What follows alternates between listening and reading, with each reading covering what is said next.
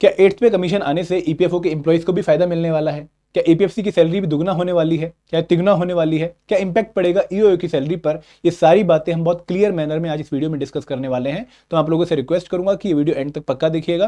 लेकिन आगे बढ़ने से पहले मैं आपसे ये भी रिक्वेस्ट करूंगा कि अगर आप लोग हमारे चैनल पर नए हैं तो एक गाइड बुक डाउनलोड करना मत भूले, which is the comprehensive solution for all the information regarding the APFC and EOU examination.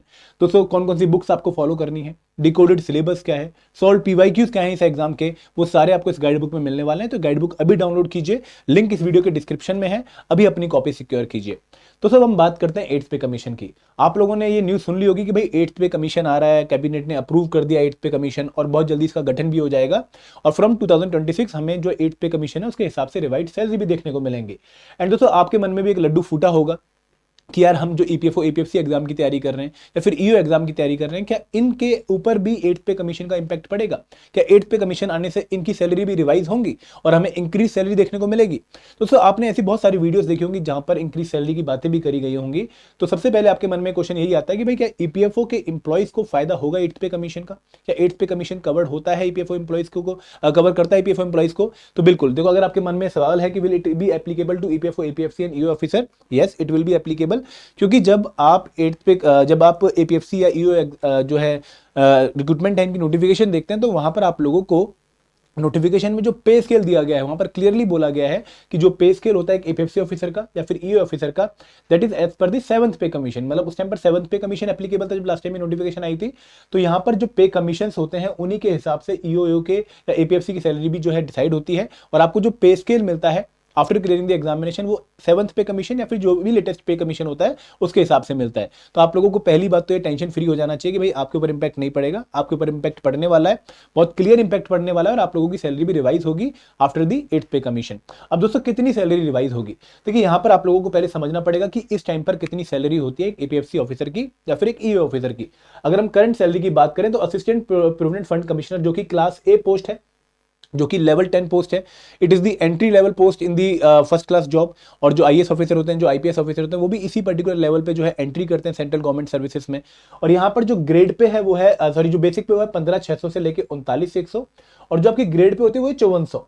तो आपको जो सैलरी बैंड मिलता है वो 56,100 से लेके 1,77,500 के बीच में मिलता है। सिमिलरली अगर आप इन्फोर्समेंट ऑफिसर और अकाउंट ऑफिसर की बात करोगे तो वो है क्लास बी पोस्ट, मतलब लेवल 8 पोस्ट। और वहां पर जो आपको बेसिक पे है वो लगभग आपकी 9300 से लेके 34,800 और आपकी जो ग्रेड पे है वो 4800 है। तो आपका जो पेमेंट बनता है वो 47,600 से लेके 1,51,100 तक पड़ता है। तो ये आपकी करंट सैलरी। और अगर मैं इन हैंड सैलरी की बात करूं तो एक एपीएफसी ऑफिसर को जो इन हैंड सैलरी मिलती है वो लगभग आपको 1,10,000 के आसपास मिलती है, जो कि कई बार 1,20,000 भी होती है, डिपेंडिंग ऑन कि भाई आपकी पोस्टिंग कहां पर है। अगर मैं ईओ ऑफिसर की बात करूं तो यहां पर आपको जो इन हैंड सैलरी मिलती है ड्यूरिंग दी ज्वाइनिंग वो आपको लगभग 85,000 90,000 के आसपास मिलती है। तो काफी अच्छी सैलरी आपको अभी भी मिलती है, ये आपकी काफी अच्छी मोटिवेशन भी होनी चाहिए। बट अब 8th पे कमीशन का इंपैक्ट क्या पड़ेगा? तो दोस्तों आप लोगों ने बहुत जगह देखा होगा कि 8th पे कमीशन आने के बाद जो सैलरी हाइक है वो डिपेंड करेगा फिटमेंट फैक्टर पर। मतलब एक ऐसा फैक्टर जिससे जो आपका करंट बेसिक पे है वो मल्टीप्लाई होगा, उसके बाद आपको रिवाइज सैलरी देखने को मिलेगी। तो जो मल्टीप्लिकेशन फैक्टर है जो कि बेसिक पे में जो है मल्टीप्लाई होगा जिसके बाद सैलरी इंक्रीज देखने को मिलेगी, उसको हम कहते हैं फिटमेंट फैक्टर। और बहुत सारी स्पेकुलेशन ऐसी कहती हैं कि भाई जो 8th पे कमीशन और उसके आने के बाद जो कंजर्वेटिव आइडिया है वो कहते हैं कि 1.92 से लेके 2.08 का हमें फिटमेंट फैक्टर देखने को मिलेगा। और कुछ आइडियाज ये कहते हैं, कुछ जो है एजेंसीज ये कहते हैं कि भाई 2.28 से लेके 2.86 तक का हमें फिटमेंट फैक्टर देखने को मिलेगा। फिटमेंट फैक्टर का मतलब क्या है कि अगर फॉर एग्जांपल अभी बेसिक पे 21,000 है या 20,000 है तो इसको मल्टीप्लाई किया जाएगा बाय 1.92 और जो अब आपका जो नंबर बनेगा, ठीक है, जो कि लगभग आपका 38 ये बनेगा, सॉरी 394 बनेगा, ठीक है, जितना भी नंबर बनेगा मतलब वो आपकी जो है बेसिक पे उस टाइम पर हो जाएगी। मतलब काफी अच्छा इंक्रीज आपको देखने को मिलेगा आपकी बेसिक पे में। तो ये आपको फिटमेंट फैक्टर समझने का जो है एक तरीका मैं बता रहा हूं कि किस तरीके से आपकी सैलरी में बेसिक पे में एक फिटमेंट फैक्टर मल्टीप्लाई होगा, उसके बाद आपकी जो है नई बेसिक सैलरी बनेगी। एंड दोस्तों जो कंजर्वेटिव आइडियाज हैं वो तो इतनी कह रहे हैं और जो हाई आइडियाज वो कह रहे हैं कि लगभग 2.86 टाइम मल्टीप्लाई होगी, जो कि ये मोर देन मतलब अराउंड 50,000, मतलब मोर देन आपकी 3 टाइम्स जो है सैलरी अराउंड 60,000 पहुंच जाएगी। तो ये आपको जो है काफी स्पेकुलेशन जो है सुनने को मिल रही है। बट क्या सच में इतनी सैलरी बढ़ने वाली है? देखिए, अगर हम इसी स्पेकुलेशन की बात करूं तो जो आपकी करंट सैलरी है, एक करंट बेसिक पे जो एपीएफसी ऑफिसर की 56,100, उसमें अगर हम फिटमेंट फैक्टर मल्टीप्लाई कर दें तो 1.92 के हिसाब से लगभग 1,07,000, 2.08 के हिसाब से लगभग 1,16,000 और 2.86 के हिसाब से लगभग 1,60,000 सैलरी आपकी बन जाएगी, जो कि बहुत हाई हो जाती है।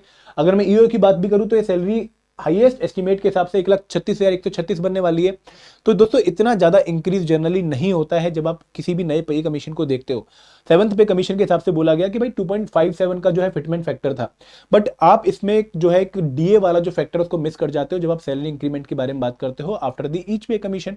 तो यहां पर हम समझते हैं कि भाई डीए का क्या इंपैक्ट पड़ता है सैलरी के इंक्रीज में, और वो कितना इंपैक्ट हमें डालेगा इन दी एपीएफसी एंड ईओएस सैलरी।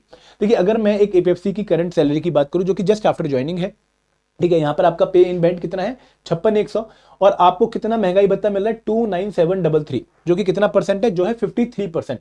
मतलब करंट में आपको जो डीए मिल रहा है वो 53% मिल रहा है। महंगाई भत्ता जो कि हर साल इंक्रीज होता है, आपको जब ये पे कमीशन आया था उस टाइम पे इतना महंगाई भत्ता नहीं मिल रहा था। उस टाइम महंगाई भत्ता आपका पहले 10% था, फिर वो 13%, फिर 23%, फिर 33%, ऐसे बढ़ना शुरू हुआ। तो महंगाई भत्ता हर साल बढ़ता है, और आपकी जो करंट सैलरी है उसमें महंगाई भत्ते की बहुत ज्यादा कंट्रीब्यूशन है। और जब आपकी सैलरी हाइक होती है आफ्टर दी पे कमीशन, तो ये महंगाई भत्ता फिर कम हो जाता है, क्योंकि गवर्नमेंट ने ऑलरेडी बेसिक पे में उसको इंक्लूड कर लिया होता है। तो जब आपको 8th पे कमीशन देखने को मिलेगा, तो जो आपका ये पे इन बैंड इंक्रीज होगा, तो इसके बाद आपका डीए इतना नहीं रहने वाला, 53% नहीं रहने वाला, ये डीए बहुत कम हो जाएगा। मतलब it can be around 10%, 15%, 20%, depending on the government जो डिसाइड करती है। बट ये 53% नहीं रहेगा, काफी कम हो जाएगा।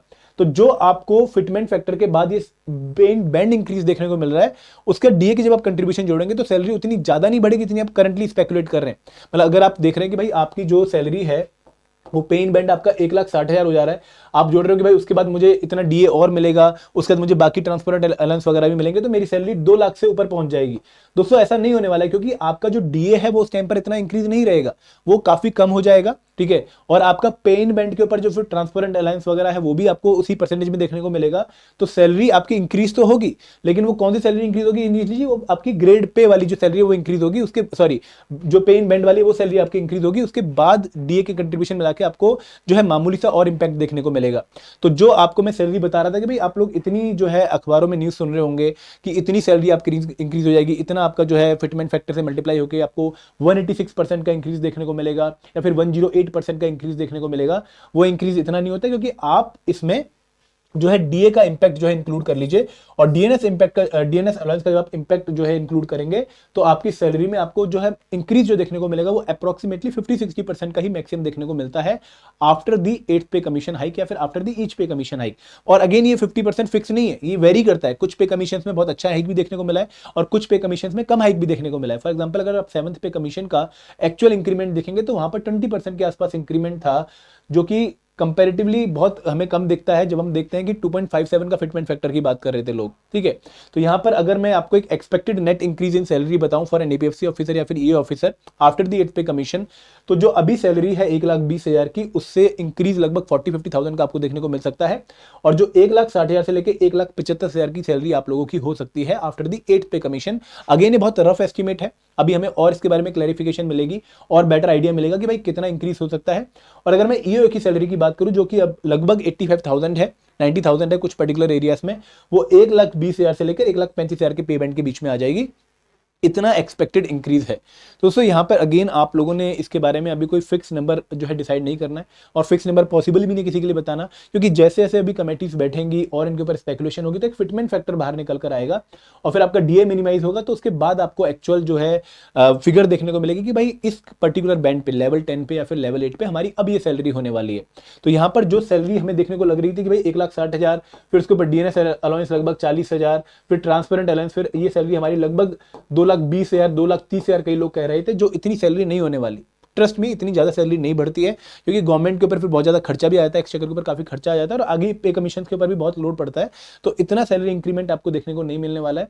अगर मैं एक रफ एस्टिमेट की बात करूं, जो मैंने आपको बताया है कि 1,60,000 से लेके 1,75,000 की सैलरी आप लोगों को एपीएफसी पोस्ट की देखने को मिल सकती है ड्यूरिंग ज्वाइनिंग, जैसे आप ज्वाइनिंग करते हैं उसके बाद। क्योंकि दोस्तों एपीएफसी में सबसे बड़ा फायदा क्या है कि भाई आपको प्रोबेशन पीरियड में भी कंप्लीट सैलरी मिलती है, काफी अच्छी सैलरी मिलती है। जो भी अभी आपको मैंने पीछे सैलरी दिखाई थी, ये जस्ट आफ्टर दी ज्वाइनिंग है। ज्वाइनिंग हुई थी अक्टूबर 2024 में और नवंबर 2024 की सैलरी स्लिप है। तो आपको 1,15,000 जो है अमाउंट मिला, जो कि काफ़ी अच्छा था।